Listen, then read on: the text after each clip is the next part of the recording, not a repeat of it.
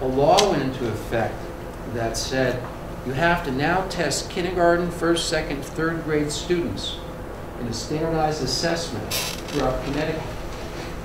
Danbury's rep, Chris Pruss and I were the two that went up to the state and spent a year with a study team trying to find the best instrument that we could find that would be applicable across the 169 school systems.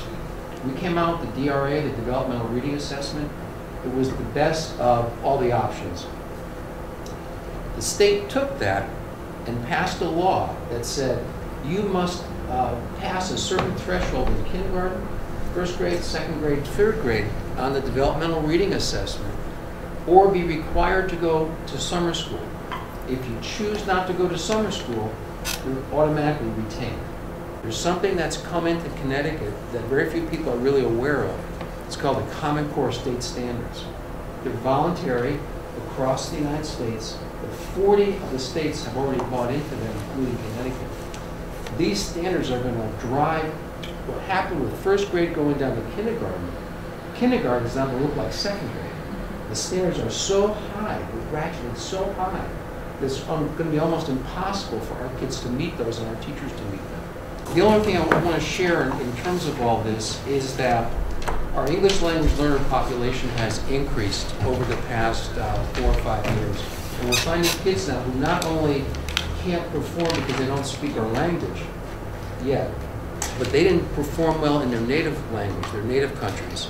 And so they're doubly challenged. They don't do well in reading, writing, and math at home, and they don't do well in English-driven classes because they don't speak the language yet those kids are being tested. And those are the kids in our classrooms.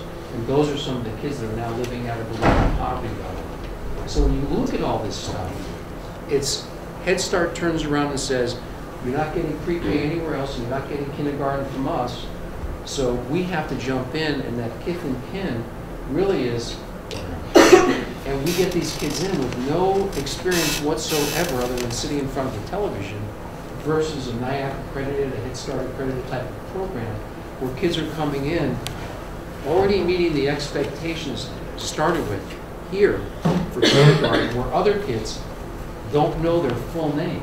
I don't know my last name. I'm James. That's all I know. What's your last name, James? I'm James. Where other kids can pick up the book and start to read a story to you. That's the gap that we have day one of kindergarten, the first minute of the first day of a kid's academic career. That's the gap we're struggling with. So this all kind of comes back, going back to Sandy's question and Gary's question. What we do today, it kind of goes back to Laura's, what we do today or the next couple months will determine the fate of our kids for another generation to come. We've been eating away. We're not the same Danbury Public Schools that we were 4 or 5 years ago.